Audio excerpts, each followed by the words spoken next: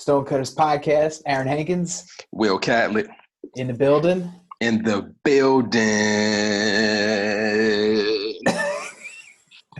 Will, let's start off. What are you grateful for today? I am grateful for that the positive response that everybody's rushing and signing up for the class, and the feedback has just been amazing. So if you just joining the Stonecutters Podcast and talking about the class that I just released, Shared experience. Shared experience. Yeah, that I released called Breaking the Industry with Will. And it's just been amazing that, people said that it's a worldly message, meaning that it can hit different pockets. It's not just about acting. It can go to an engineer, it can go to a person who will make a shoe, or the 9-to-5 person, or, someone working at the airport, because it's all about service. And it's been amazing, just to hear the feedback. And I'm grateful for all the people who stepped out and decided, even in this time, that they wanted to invest in their future. And that's what we talk about on the Stonecutters Podcast all the time, Aaron and I. It's about taking the risk. It's about jumping into it, not even though the environment or the situation may not seem to be an ideal situation to birth something in. You still jump out and say, nah, it's going to be an ideal situation for me. So that's what I'm grateful for, brother. What about you? Movie star, producer, editor, just dropped your Tom Sachs shoe thing. So. What I'm grateful for is the positive energy and support that folks have been showing me watching the short film that I just put together last week called 100 Days, a film about overshoes. And I'm grateful to be in a position to be able to release something like this when some folks are, having a hard time making ends meet. And I'm able to, put something together like this. I'm extremely thankful for having a job that provides me enough financial support so that I can do this. My wife, my friends, folks like you that inspired me. I'm grateful for all these things. So yeah, man, the video it's available on YouTube. It's available on Instagram. You just search 100 Days, a film about overshoes. And yeah, man, it's my baby, like, different kind of baby, but it's a film, and I'm so proud of it. And yeah. So let's just segue real quick to we both finished and completed something. And we have so many listeners who are finishing and completing things, or on the road to finishing and completing something. So what is it that you feel right now? You put it out into the world. There's no re-edit. It's in the world. How did you feel about that completion? For me, the entire project was probably like a 16-month project, from the initial idea to releasing the film on YouTube. And so I'd say at the end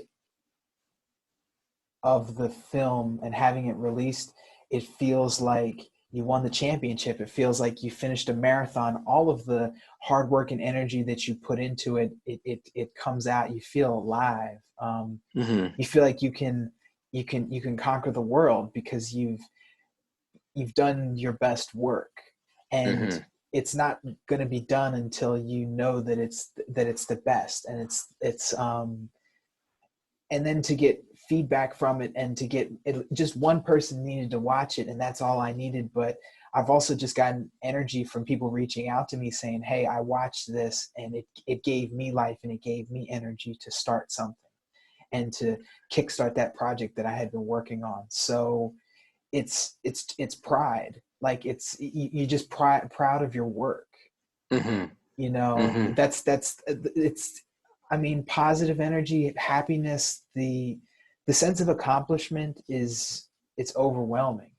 Wow. That's what I would say.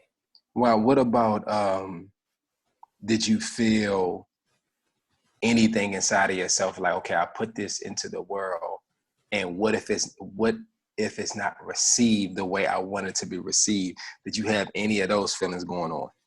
No, I made this for myself. Ooh. And okay, go ahead, keep talking. I mean, from and we can dig a little bit into the process here, but this is something that I made myself, and the people that helped me with this did so willingly, and they knew that I was going to put my spin on it. You know, I was going to make it and create it and turn it into something. So it's just like anything that we create, me and you, like we're putting it, we make it not only to make it, but also for it to become something later on.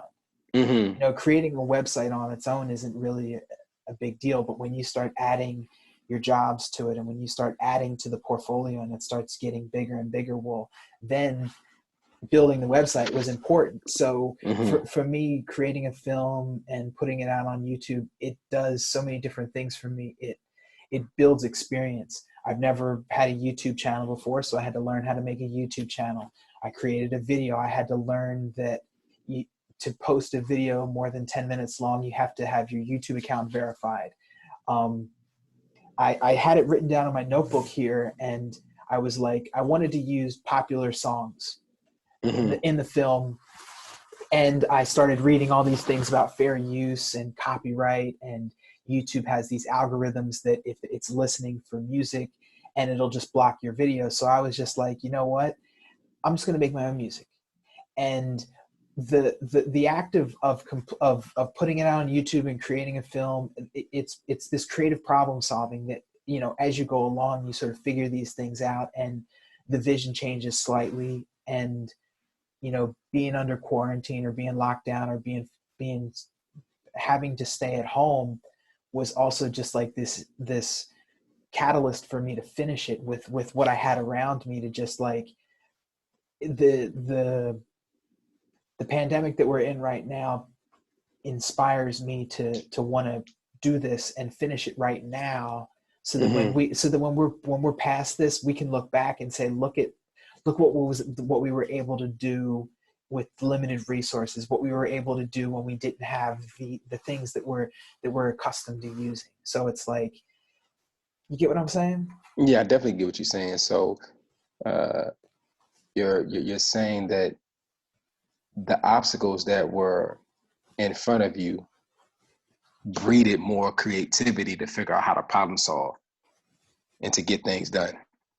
Absolutely. And during the creating the film, you know, like I learned things where you don't want to hold your phone this way to shoot film. You don't want to hold it straight up and down like we normally do. You want to hold it in the landscape mode, so that the film that you capture on your phone it goes across platforms, and it looks more uniform versus when it's this straight up and down. Other parts of the film, like the document, the document that's in the film, like I had all of these ideas, and I needed to condense them down onto a sheet of paper. So that's rewrite after rewrite after rewrite. It's picking words that are more compact and condensed, that are getting straight to the point. But then there came this point when I had the sheet of paper and I started writing it out, and I just, as small as I could write it and as best as my handwriting, I couldn't get it all to fit on the paper. So then I went back to my computer and I typed it out with a font that looked like a typewriter, because Tom Sachs is a typewriter that he types everything out, and then he cuts it, and then he puts it into a copy machine to zoom it down or to blow it up to make it look bigger, look small. So I did it on my computer, and then I printed out all the words, and then I cut them and then put them on the copy machine, and then shrunk it down so I could fit more words onto the document. It's creative problem solving. Wow. So now, in the process of the 16-month process to create 100 days, at what point, or is there a point where you wanted to give up? There was plenty of times when I didn't think that it was going to happen, or I probably want to say up until about 2 months ago, I didn't have an ending. I knew that I wanted to have a film that talked about wearing your shoes and improving your shoes and personalizing them and taking the stairs and teaching people, about things. Like I had a film idea like that, and I knew that it was around the overshoe, and I had all this film that I had put together, but I didn't know how to finish the film. And at a certain point I was just like, yeah, well, why don't I just cut up the clips and put them out on YouTube individually, and they're just like these 15 or 30-second clips of me just doing wild stuff. So I definitely wanted to quit.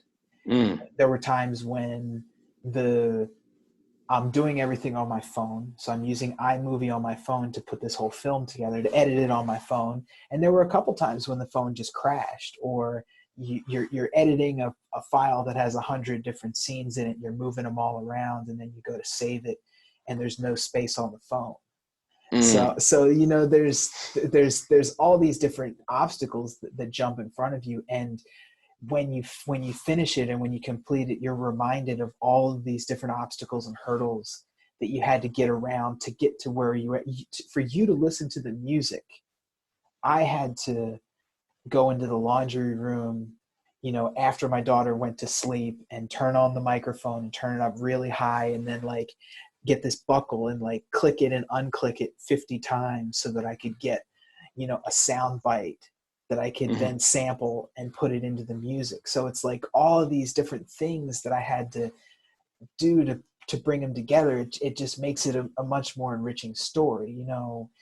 To change subjects for a second, it's very similar to when you're sharing experiences, right? And you're sharing examples from the journey, right? And you're taking people down the path, and you're showing them you ran into a problem and then how you creatively worked around it to become successful, or to come out on top, or to share your creative vision, like, any of those different things, right? So what do you say to somebody that, is listening to this right now? This is Stonecutters Podcast. You can find us on Stitcher, Google, Apple. iTunes. What do you iTunes? What do you say to somebody who says, "Man, that sounds real good, Aaron and Will, and I'm so happy that you completed your shared experience. I'm so happy that you got your 100 days on YouTube, but I have no fire. I just have no fire to create something right now. I want to create something, but I just can't seem to get out of the bed." This is really interesting because the film that I created it's influenced heavily by Tom Sachs. Tom Sachs is an artist who lives in New York. He's had a few collaborations with Nike. He's made a few shoes, the overshoe being the latest shoe that he's worked on. When we all went under lockdown, Tom Sachs started to release something called ISRU, which is in situation resource utilization. And what that talks about is using what's around us to get things done and to take action. So he's been holding office hours, and people have been coming into his office hours, and they've been asking an artist, a prolific, world-class artist like Tom Sachs, and they've asked him the same questions. What do I do if I don't have that fire, if I don't have that spark, and I don't know what to do? And Tom Sachs said, copy me. And what I'll tell our listeners on the Stonecutters podcast is to find somebody that you admire and copy them and create in the same method that they create, and do this until you find a better way to do it. And the analogy that I'll give there is that this film that I created, it's shot in a style that Tom and Van Neistat, who works in Tom Sachs' studio, it's shot in the same style that they shoot it. A lot of the graphics and the way that I do things with moving my hands and some of the shots are very much it comes from their film vision, right? But then there's other parts of the film where I wanted to do things my way, right? And that's where I start to take over. So for our listeners that maybe don't they want to do something, but they don't know where to start, find somebody that you admire and copy them. If you love Fela Kuti and you wanted to get into music, go play one of his songs, or to learn how to play one of his songs on the piano or on whatever instrument. if there's an artist, let's just say, for example, Modrian, and you see one of his artworks and you want to paint something like that, paint that. Find something that inspires you and copy it the best way that you know how. And because it won't be a one-to-one, it can't be an exact replica because you made it, right? And because you made it, whatever it is, a song, a film, a joke, an Instagram post, a photo, any one of these things, because you've touched it, it's yours, right? Wow. So you've created something there. Yeah. Yes, you see how I put you in the hot seat tonight. Stonecutters Podcast. You can find us on iTunes, Google Podcasts, Stitcher, Spotify. Our Stonecutters Podcasts are also available on YouTube. Just type in Stonecutters Podcast. If you'd like, you can send us questions, comments, suggestions to stonecutterspodcast@gmail.com. You can also download our podcast on stonecutterspodcast.com. Stonecutterspodcast.com is also your resource for all things Aaron and Will. This week, you'll be able to find a link to Will's shared experience, and you'll also be able to find a link to the 100 Days film. Will, you were saying? No, I'm just saying, I put you on the hot seat tonight. Thank you. Yeah, man. Yeah.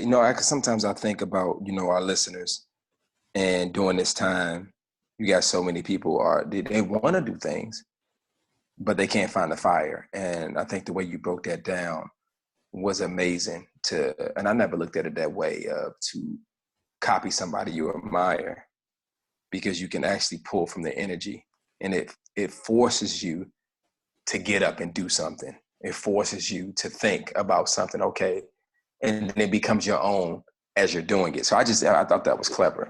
So next time, if my fire is running dim, I need to copy somebody. Absolutely. If you look at the history of any prolific artist in any field, any realm, film, TV, music, dance, acting, writing, every artist is influenced by someone else, which means that they were always trying to be like somebody else before they were trying to be like themselves. Hemingway was reading this guy before he was Hemingway.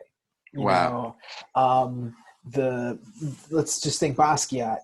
Basquiat was looking in the Gray's Anatomy, the book of the human body, and he was looking at the forms in there, and he was copying those when he was making his drawings, and that's where he was pulling his source material from. So everybody that we admire right now, every artist that we admire right now, is going to tell you that they were Prince was trying to be like MJ. MJ was trying to be like this guy. Diana Ross was trying to be like this person. Smokey Robinson was trying to be like somebody else. So when you get started, it's okay to model yourself in the image of somebody that you admire. Like for you, I think in the early days, because you share the same name as Will, the comparisons are there. Right. And there's so many things that are admirable about Will Smith that you want to have those same traits, and you want to copy those same traits, right? Even outside of the creative realm. Yeah. Yeah. I mean, for him to, one thing about Will Smith is he's naturally charismatic. And if you look at any superstar or movie star, they have charisma. If you don't have charisma, you won't be a superstar. That's one of the key ingredients that makes a person a movie star. The charisma makes you likable around the world.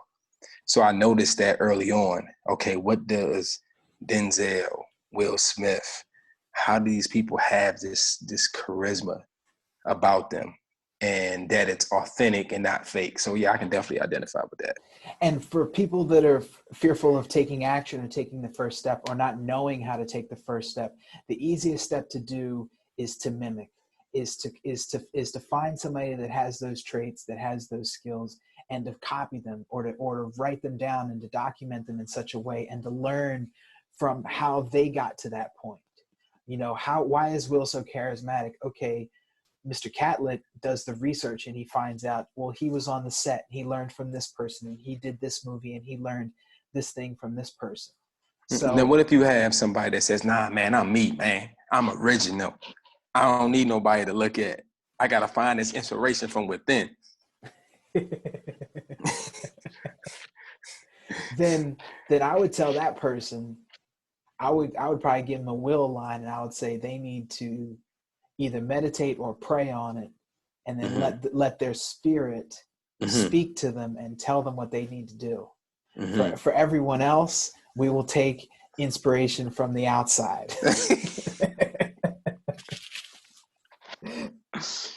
Because there's no problem with somebody wanting to be themselves, but for you to want to be yourself, Will, you know that you have to have the utmost confidence and understanding of who you are, and what your identity is, and what you stand for, and what your values are, and what your morals are. I want to do me, and I want to be me. That means that you have full awareness of who you are. And in that case, people that are fully aware, that have these different traits and everything, they don't need much help with taking action.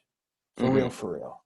Because they already know themselves. They've already done the dissection of themselves to know what makes them tick, what doesn't make them tick. You know, they already know what inspires them. They already know how to get inspired.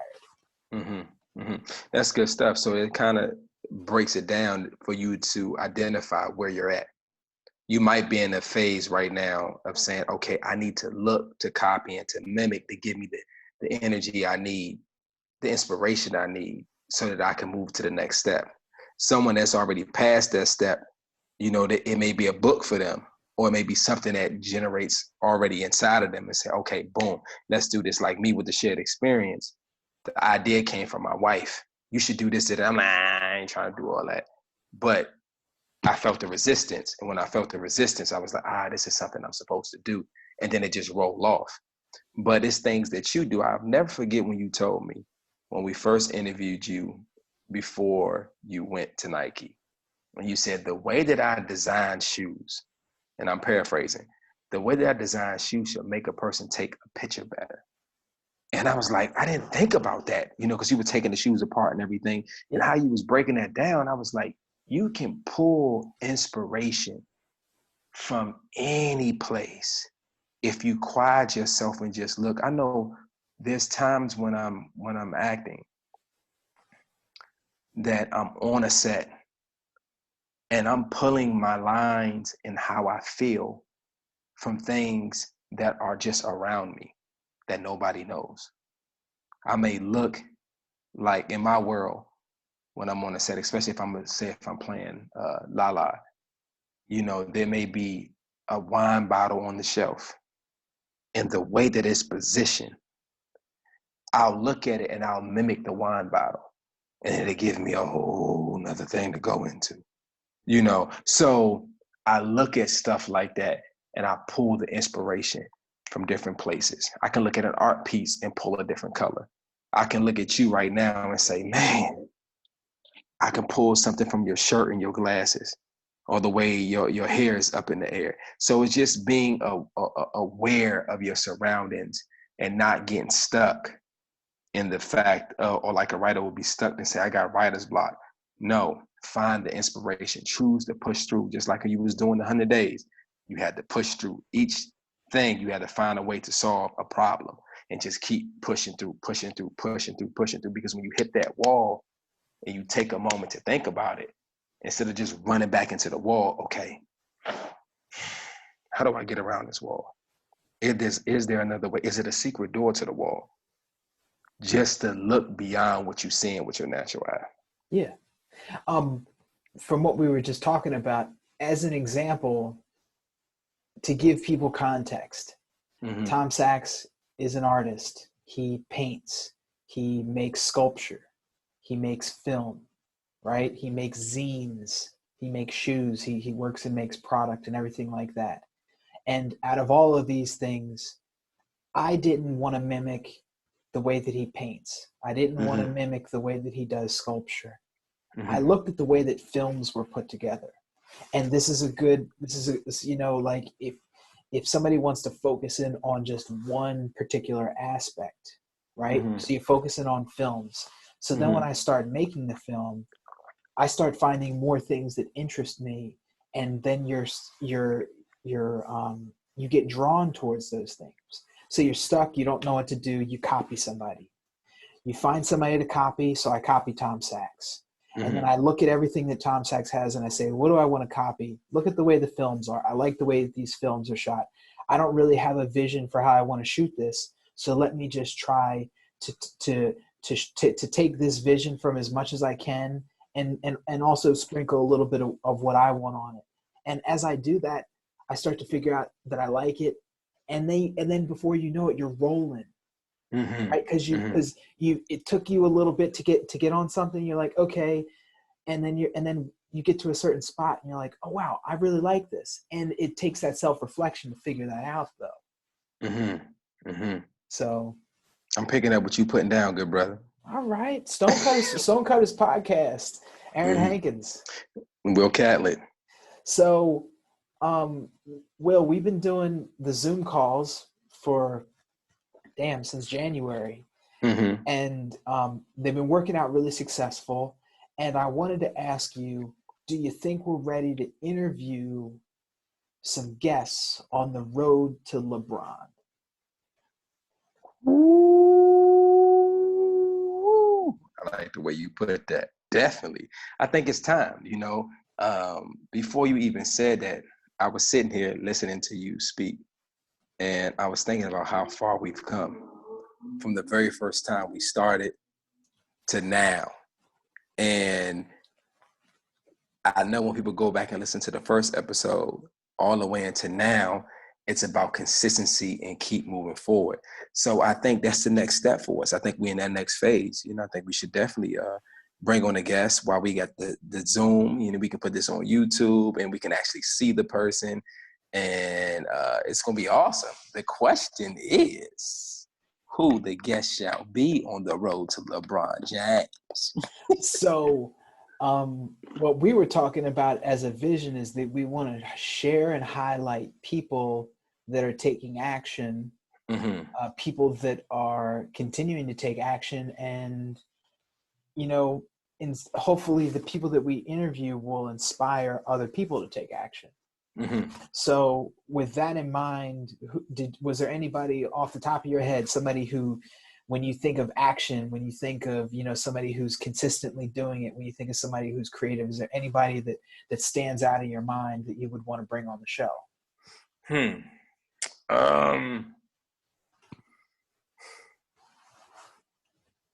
Well, you talked about Basquiat and Tom Sachs, and they both are artists.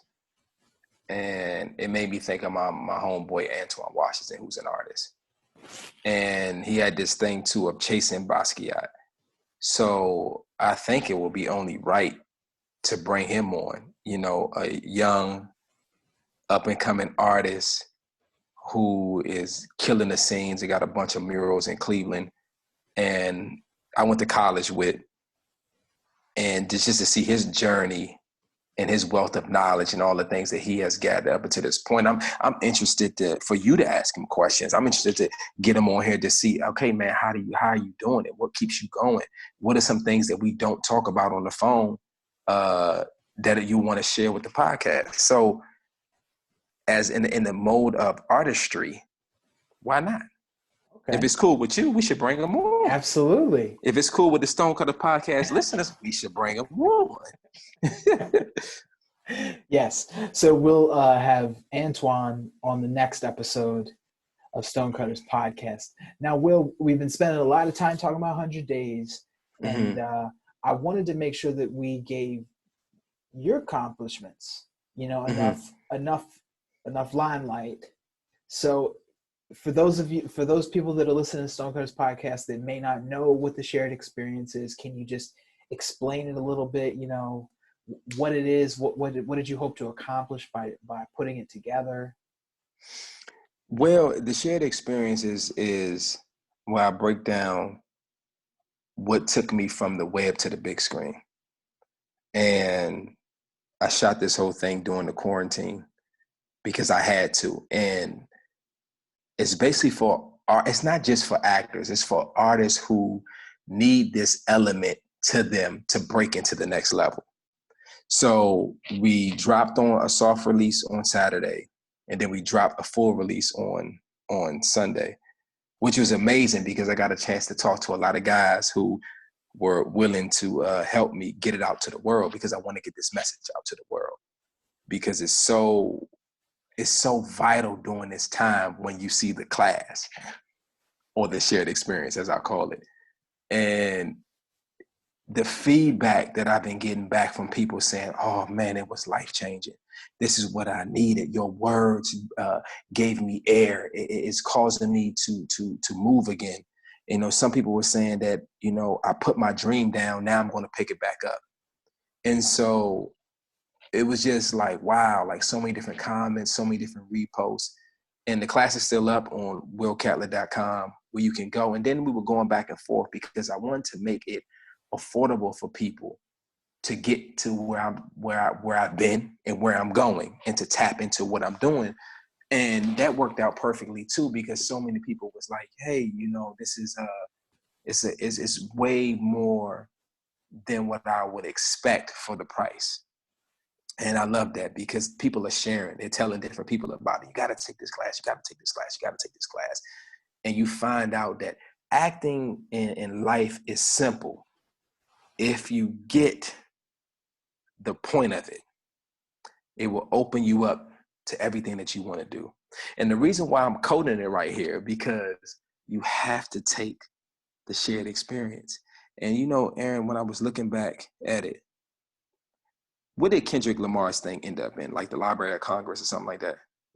Yes. I you know, I was like, man, this is such a beautiful moment when I was sitting back and looking at it.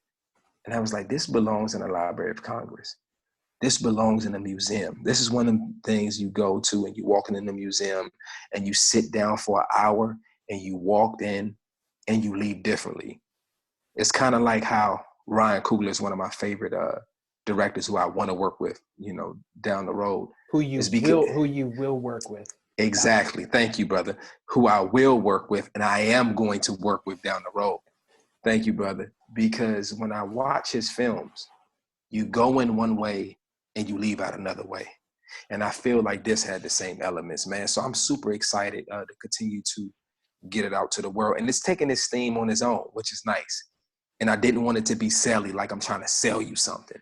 It's like, jump in here, get in the shared experience, tie into what Will has going on, so that you can be blessed and mimic and copy, so that you can do your thing the way you only can do it. Nice. So Will, the big question, when people find out that you've completed something, mm-hmm. right?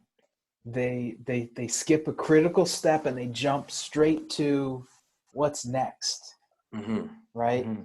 So the critical step that we're missing is, did you get an opportunity to be present in the completion? Were you able to celebrate it? Were you able to enjoy it before thinking about what the next thing was? Yeah, for sure. Because when you dropped your 100 days, I was over my boy's crib and we was all eating in celebration of life, in celebration of completing something. And so many people asking me, when is the next one coming out? And I know what I want to talk about. I do. But I'm waiting on that spirit to come over me, because it's important to give the people what they need at the time that they need it. If you give a steak to a baby too early, you'll destroy the baby. So as I'm getting the feedback from different people and looking at the comments, and you and I are getting ready to do, you know, a little live Q&A. We ain't going to spoil it for people, but on Friday for our Stonecutters Podcast, who listen faithfully, make sure you tune in at 1, because me and Aaron and the Stonecutters of the world are giving something dope, okay? So with that being said, you want to make sure that you give what the people need at the right time.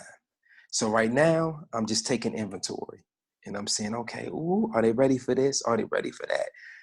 Am I ready for this? Am I ready for that? Because I'm learning at the same time that I'm giving it. So what I love about teaching and sharing is that it can't come through you without you learning it first. So as it's coming through me, I'm learning too. So I'm just excited, man. I'm excited for when someone hits me up and say, oh, I booked my first job and I practiced what you were saying and boom. So I'm excited about that, man. I think what we're doing is we're doing humanitarian work, man. And I was excited to get it, the shared experience in English, subtitles, French, subtitles, Spanish, subtitles. I'm already thinking, see, when you say, Will, you're a movie star, you got to think about the world. So I'm not there yet physically, but I am there mentally. It's a Stonecutters Podcast.